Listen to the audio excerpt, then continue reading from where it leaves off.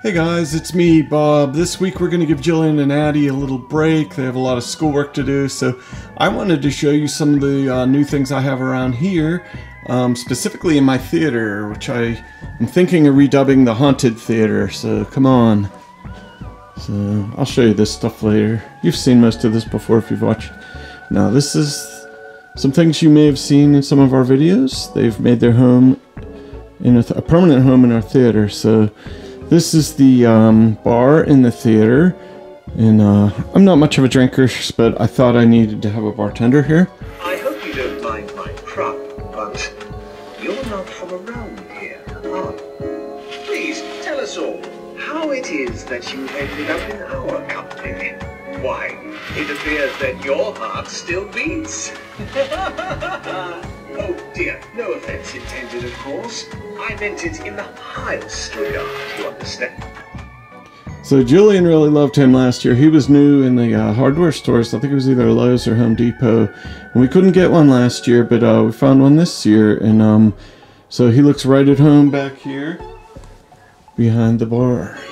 See that? It lights up too. I have all the lights blasting on now so you can kind of see everything.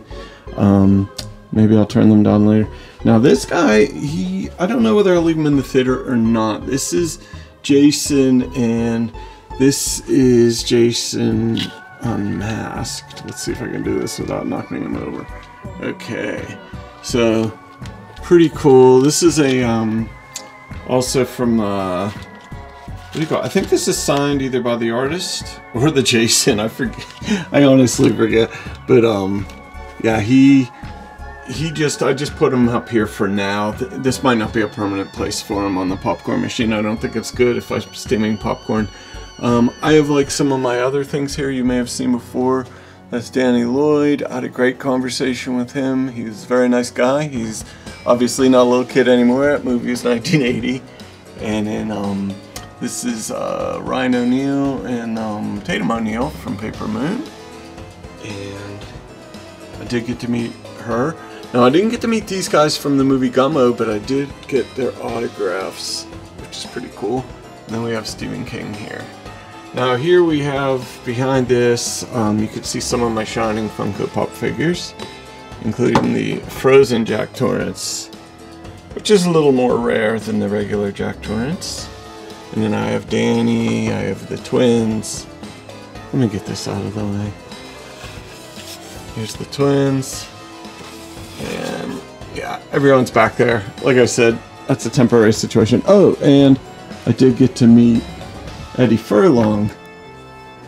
A lot of people think this, they see this as just a Bob and there's Arnold Schwarzenegger. It's actually Eddie Furlong, the kid from Terminator 2, who obviously he's not a kid either now anymore. So that was 1991. So this is, I made actually the body parts, the clothing, let's put it that way. I assembled this from various components. You cannot just go buy a Jack Nicholson. So I got this very nice Jack Nicholson, they call it a mask, but really there's no holes in it. You can't breathe in it. You would not want to put this on your head. So it's very highly detailed. The hair, everything is very detailed. So like I got the, there was a company that sells the flannel shirt, the like same design flannel shirt that Jack Nicholson wore in The Shining. And there was yet another company that sold the jacket. So these are the same things that he wore. Now these are similar boots. They're not the exact style, but they're Timberland boots, which I believe is what he's wearing in the movie. And then also this Jack Nicholson, you'll notice he's a little taller than the real Jack Nicholson. The real Jack Nicholson's probably like 5'9". This guy is about 6'2". So with the boots on, he's taller than me, definitely. So, and then here I got this cool Shining poster that makes it look like it's kind of a happy event. Overlook Hotel winter season, everyone's cheerful. But if you look, you'll see like there's Jack chasing them. There's the Grady twins, there's Lloyd. There's Delbert Grady, so there's a lot of little funny things in this poster. I enjoy looking at it. Now this was made by the same artist that Paul Garner, who did my other big Stephen King artwork, which is out in the hallway, or out in the game room. So I could show you that later. A couple of these things are actually from the former owner. We didn't always live here. We bought this house in 2016. This I kind of liked, so I left it there. Same with the good, bad, and the ugly. I like that, so I left that there. So here we have Creep Show, the Creep. So, well, there's a, I put a step pad here, so you can, now he just laughs. First his mouth moves. Is roaring or growling, I guess. And then he laughs a little bit. There we go. Because his eyes are lit up, you can't see. He actually has pupils and stuff. You can't see it on the camera. You can see it in real life. Now he's really laughing. So he's over 6 feet tall as well. Just a little. Yep. All right. Now I think he'll stop chattering. And then, oh, there you can see his eyes better now. Pretty creepy, huh? So, now he's holding this book, and if you look closely, I don't know if I can see it on camera, but there's actually a sensor in the book. So, you could set this on motion control. So he'll activate based on motion, and that's actually in the book. So there's a wire that I had to run from the fake comic book into his arm to make the motion control go off. But I don't like leaving the motion control on because I like being able to just control when these guys come on and go. I guess a cat could step on these, but that might actually be kind of funny. Maybe not for the cat, but so that's the Creep Show Creep. And then over here I have, this is from Spirit Halloween. Oh, and that I believe was from that was from Halloween City, which is I think a spin-off of Party City during the Halloween season. So this is the Mars Attacks Martian. Oop, I stepped on a little too hard, so he's rocking. I stepped on the base there. So his head turns back and forth, and he's got his gun, and if you look, it shoots, this is water vapor. I thought I was going to have to put a smoke machine in there, but that's actually water vapor, which is really convenient. So I just put some distilled water, like you would get from an iron, and put it in there, or for an iron. Yeah, and when you turn out the lights too, he also, that steam, or vapor looks a little better too. Looks like he's shooting a real laser gun. So I put him on a blanket because he's actually got a metallic base, and I wanted to make it look like he was just standing here. So he's really cool. I actually like the visuals of that movie better than the movie itself. The movie itself's just a bit much. It's a comedy that isn't always funny, and those aren't my favorite kind of movies. So I do like the effects. I do like the Martian design, and there's a couple really cool moments. I don't want to bag on the movie, but yeah. So now this is Creature from the Black Lagoon poster. I used to have I've kind of rotated what posters I have in here. This is not an authentic old Creature from the Black Lagoon poster. Those are very rare. Let me turn off the light here. Too rare and expensive for me, so let's see. But that's one of my favorite of the monster movies, is Creature from the Black Lagoon. And you can even see it in 3D if you have the 3D set up. So I just have some of the usual things like my Creep Show pillow. My brother gave me this nice blanket. It's got all the covers of Stephen King novels. So you can pick your favorites. But this is nice because it can get chilly in the theater. Well, there's heater here, but I don't always turn that on. That's my subscribe pillow. I like using that though whenever I'm watching movies to kind of keep my head tilted forward.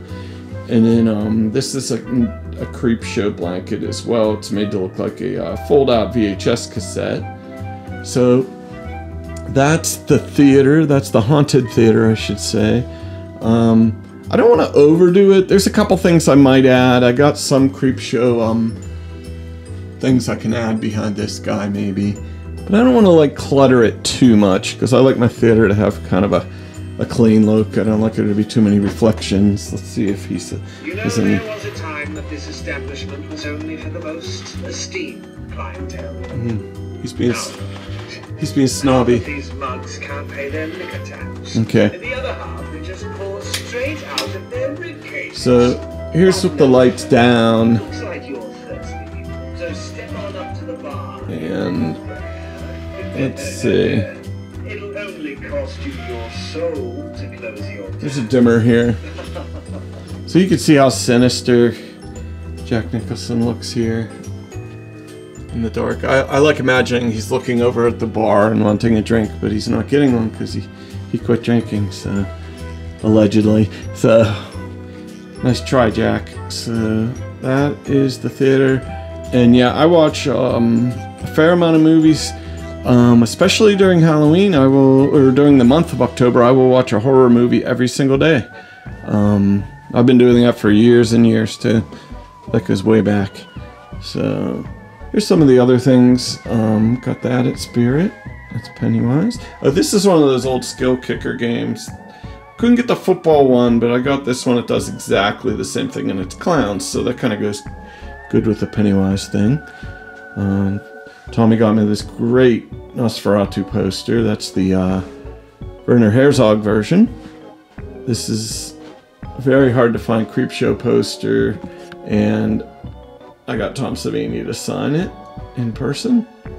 And then this is that Paul Garner artwork I was telling you about. So, oh, and I do have actually the story behind that. Let me come back in here. Is he did this magazine cover, and I was like, oh, I love that magazine cover. I would love to have that as a print. And then I opened it, and in the middle, there's an even bigger, more epic print. Okay, and it's got all these characters. But if you look closely, this is not exactly quite the same as mine. In fact, every single character here has been redone. Some have been eliminated. I didn't want the thinner guy. I didn't like the expression on Pennywise's face there. There's a couple things that are different. I didn't understand that was meant to be Firestarter, I guess. So I talked to the artist, and I commissioned a whole new work. And I did this years ago, actually. This is one of the first things I think I did with some of the early days of our YouTube, when we got a little extra YouTube money coming in. I was like, oh, I'm gonna get this thing. So he remade the whole thing, and you can see everything's a little bit different. And that's the only one in the world. That's it. So that is my movie collection. Okay, and you'll see that continues over here. It's probably, there's over 5,000. It's probably closer to 6,000 because if you count the sets. It's really hard to count movies, actually, and it's very tedious to just go 1, 2, 3, 4 through the whole collection. So and then you have questions of well, is this alternate version? Does that count as a new movie? You know, you'll get multiple cuts of things. Like Dawn of the Dead, there's many cuts. Do they all count? Does that count that as one movie or 4? You know. So, and then there's more here. So I had to expand the shelves. These are not custom made. These are just Billy's from IKEA. And then these are custom made by me. I built these. This was pretty simple. Just got a bunch of these L brackets, see? Took a long time. Took a long time, but it was worth it, definitely. And then I leave extra space. So you can see all this extra space here. This will be for filling up with movies.